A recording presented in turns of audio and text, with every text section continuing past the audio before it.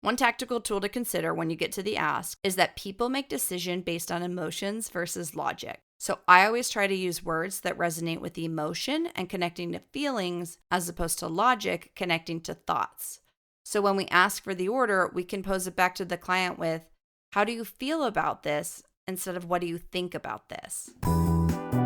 You're listening to Prospecting on Purpose, where we discuss all things prospecting, sales, business, and mindset.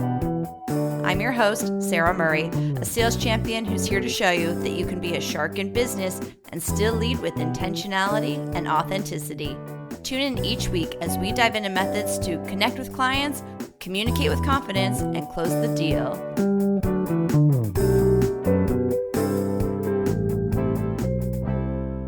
Hello, and welcome to Prospecting on Purpose. This is the 7th installment of a 7-part mini-series addressing the 7 crucial skills for effective selling. The last stop on our tour here is the grand finale, closing the sale, and then generating repeat business after we do so. Up until this point, we've prospected for new business. We've learned how to ask questions to understand and then sell to our client's business model. We're not pushing product features, but we're using storytelling to illustrate solutions. We're using the right sales assets at the right time to the right stakeholders. We're overcoming objections and proactively addressing them so we can maintain our position in the driver's seat.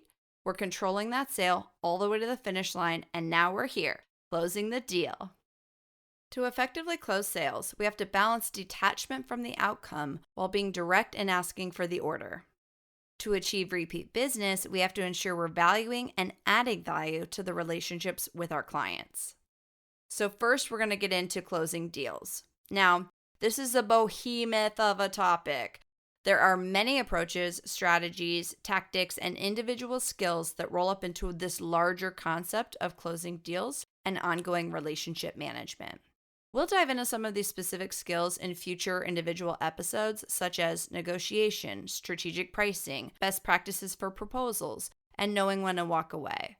But for the purposes of outlining this topic as a crucial skill, we're going to focus on some high-level concepts. A comparison we hear often is the correlation between dating and the sales process. If we went on a first date with someone and quickly into our dinner we proposed marriage, most likely that person's going to be alarmed, reject us, and then leave. We don't propose marriage on the first date, just as we don't ask for the sale on the first meeting before we've understood there's compatibility between the two parties. There's a courtship that must develop. We're wooing our clients, and we're doing it with all of the tools we've built up into this stage in the process. At the end of the first date, we're letting them know we had a great time, and we're setting up the second date, and so on until it's time to propose. So the first 2 items I'm going to address here may actually seem somewhat counterintuitive, but stay with me.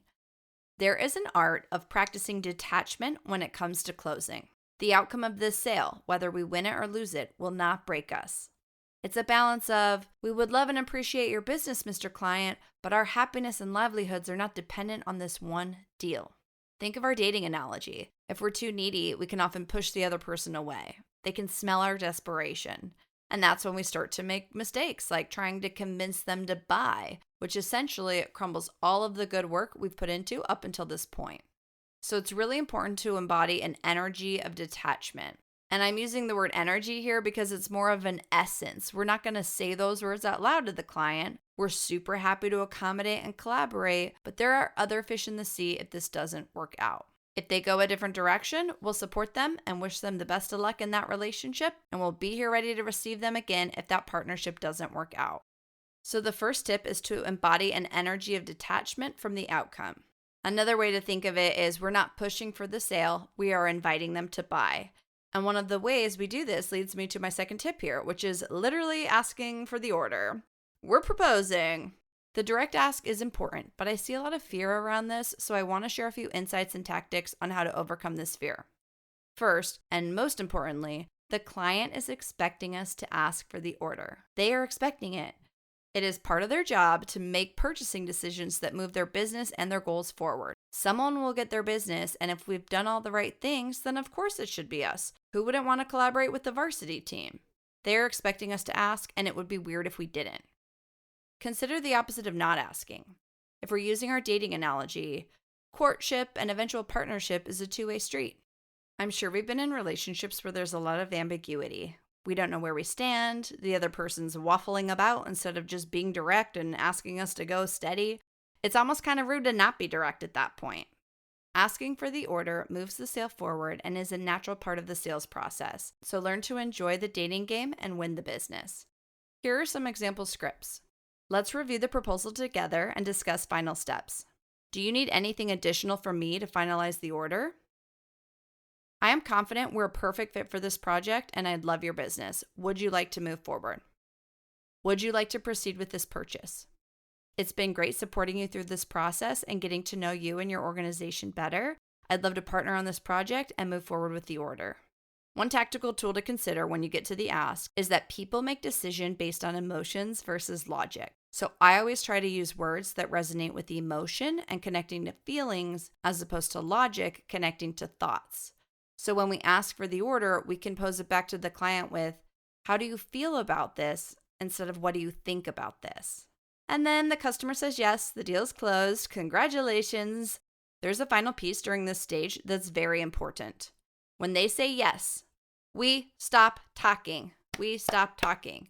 Obviously, I'm being dramatic here, but truly, when we get a yes, we say thank you. We can say some words to finalize the next step, but we stop talking. One of the worst things we can do is to continue to sell after they say yes. This is something we've all seen or experienced. The salesperson gets a yes, or you've been on the buying side and said yes, and the person is just still talking about features and benefits. It almost makes us second guess the choice we just made. It adds confusion and delays the sales process when we've already won. Imagine we proposed to someone, they said yes, and then we kept trying to convince them to marry us. It's unnecessary and displays a lack of confidence. Stop when you get the yes. So now we've closed the sale. The relationship doesn't just end. We all know that it's easier and more cost-effective to keep a customer we already have as opposed to acquiring a new customer. Generating repeat business is also a behemoth topic. We could address all different categories of repeat business tactics, but as opposed to diving into loyalty programs or referral fees, I'm just going to focus on the importance of the relationship as its whole. If we nurture the relationship and provide excellent service, we should ideally be the first choice for their next project. Relationship management is crucial. Our clients will support us in our business efforts, introducing us to other departments within their companies, serving as references, providing case studies, or testimonials. It becomes a real partnership as opposed to a one-time sale, and this is where true business development starts to happen. And it's significantly easier than starting back at prospecting. In many ways, the relationship itself is the core asset that the salesperson possesses, which results in repeat business, or I call it snowball sales. Quick example here, I worked with a client at a firm, we worked on one project together, and then she changed jobs to be the in-house architect for a very well-known co-working space. She called me, and I'm on all of their projects across the country. A couple years later, she moved on to work in-house for a well-known luxury retailer. Same thing. She called me, and now we're rolling out these luxury retail locations all over the country. So in a couple of career moves over the span of 6 years or so, we worked on projects across the country, national rollouts. I have sales and locations all over the world with my product in them, and it all came from maintaining one relationship with one client. The social capital is the most valuable asset. When you develop established relationships, then the business development becomes seamless. I'll leave us with a couple of final thoughts. Everyone hates to be sold to, but loves to buy. Use this as your guiding light in your interactions. How can you invite people to buy without feeling like they're being sold to? And you do this by practicing all of our crucial skills. Value your relationships and let your clients and customers know that you value them. Practice our 7 crucial skills and finesse them. Salesmanship is a craft, and like anything, it requires continuous improvement because business is constantly changing. We're going to dive deeper into these topics as the podcast progresses, but for now, that's going to bring our sales skills mini-series to a close. In the spirit of this episode, I'd love to give a sincere thank you to everyone who's been with me up until this point. I know your time is valuable, and it means so much to me that you dedicate time to this podcast. I have heard from some of the listeners on how they're using these different tactics in their day-to-day job and the results that they're starting to see, and it really is filling up my cup so much. So please share with me if you haven't already done so. If something works, that helps us all, it helps curate this content. And then on that same thread, because of your ratings and reviews, this podcast is already ranked in the United States, Australia, and Singapore in the top charts in the entrepreneurship category. So thank you so much for those who have left reviews. They really, really help. I'm learning a lot more about rankings, and they're very volatile. So I appreciate your comments. It's very surreal and lovely and tremendously helpful. And it keeps the momentum going, and it gets this message out to more people. So please, if you haven't already done so, subscribe, share, rate, leave a review, all the things. I really appreciate it.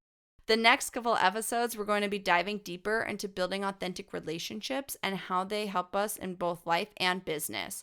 Next week, we have a very accomplished guest expert on the show. She was a key leader in the third largest real estate transaction in history. So we're talking sales on the multiple billions of dollars. It was awesome. She leaves us with amazing insights. It's an episode you will not want to miss. And to close us out, I'll recap our 7 crucial skills for effective selling. Number 1, the ability to prospect for new business. Number 2, understanding our client's business model. Number 3, using effective storytelling to illustrate solutions as opposed to pushing product. Number 4, the ability to overcome objections and turn them into expressions of our expertise. Number 5, understanding how and when to use the right sales assets. Number 6, ensuring we're staying in the driver's seat throughout the sales process. And then number 7, the ability to close the sale and generate repeat business. Thank you for tuning into this week's episode, and I'll see you next week. Thank you so much for listening to the Prospecting on Purpose podcast. If you loved what you heard today, subscribe to the podcast and please rate and leave a review. For more info on me, or if you'd like to work together, feel free to go to my website, saramurray.com. On social media, I'm usually hanging out at Sara Murray Sales. Thanks again for joining me, and I'll see you next time.